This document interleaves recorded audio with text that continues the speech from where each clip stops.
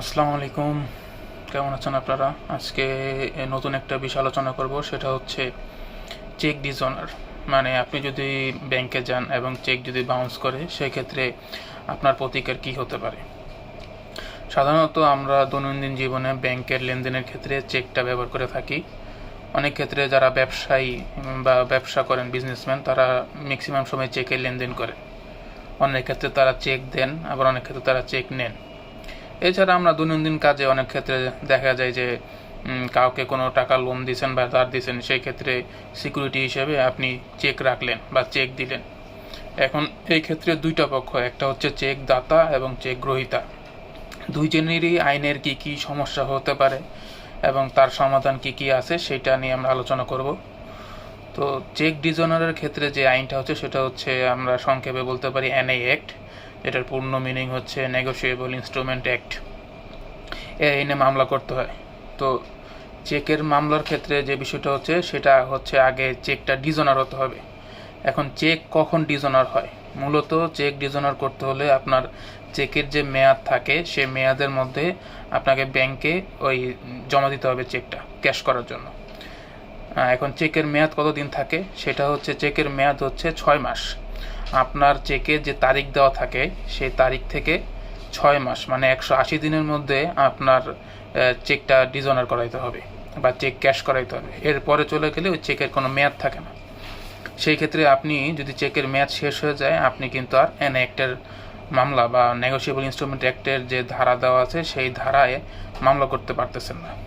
এখন যদি আপনি আপনার সময়ের মধ্যে মানে মেয়াদের মধ্যে যে চেক ডিসঅনার করান, সেই ক্ষেত্রে আপনি প্রথমেই সরাসরি মামলা করতে পারবেন না। আইনে যেটা বলা আছে, সেটা হচ্ছে আপনাকে প্রথমে একটা লিগ্যাল নোটিশ পাঠাতে হবে আইনজীবীর মাধ্যমে, আপনি যার কাছ থেকে চেক নিয়েছেন।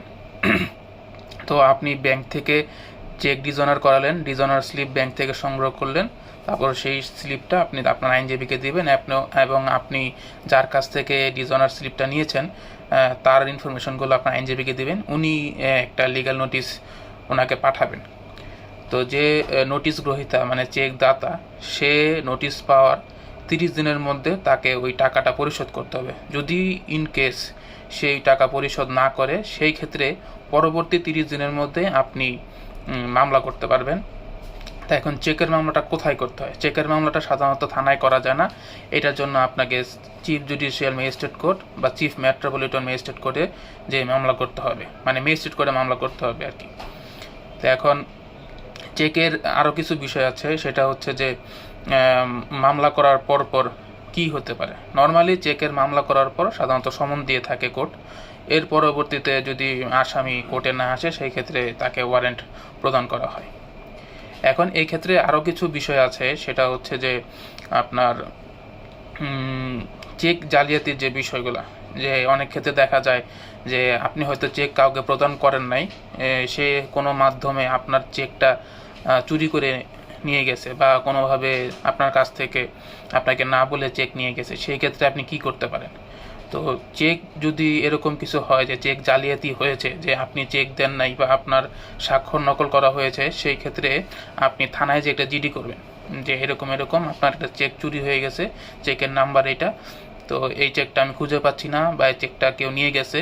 আপনি জিডি করবেন। জিডি করলে যেটা সুবিধা হবে, সেটা হচ্ছে যে আপনি মানে একটা আইনের মধ্যে থাকলেন যে আপনি চেক দেন নাই। এটা আপনার পরবর্তীতে মামলা হলে আপনার প্রমাণ করতে সুবিধা হবে।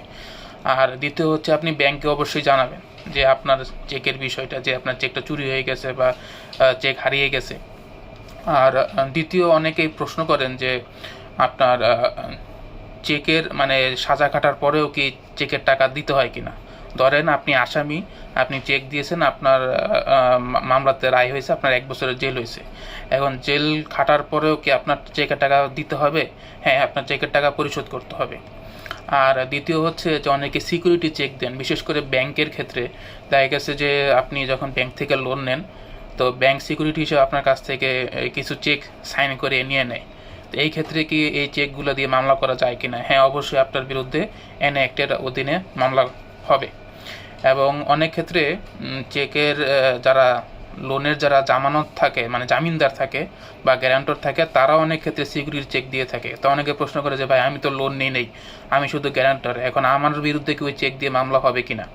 হ্যাঁ, অবশ্যই আপনার বিরুদ্ধে মামলা হবে ওই চেক দিয়ে। এখন বিষয় হচ্ছে যে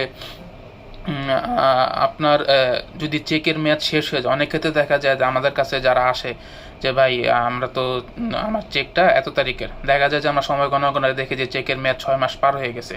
এখন এই ক্ষেত্রে আপনি কি করবেন? এই ক্ষেত্রে আপনি সাধারণত এনআইএক্টের মামলা করতে পারবেন না, মানে যেটা মূল আইন।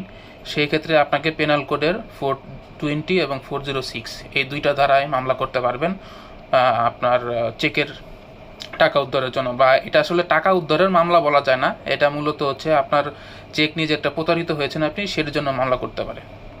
তো আশা করি আপনারা এই বিষয়টা সচেতন থাকবেন এবং চেক কাউকে কখনোই দিবেন না। শুধু শুধু অনেকেই আছে যে শুধু শুধুই চেক প্রদান করে, দেখা গেছে যে কেউ চাইলো একটা চেক দিয়ে দিল।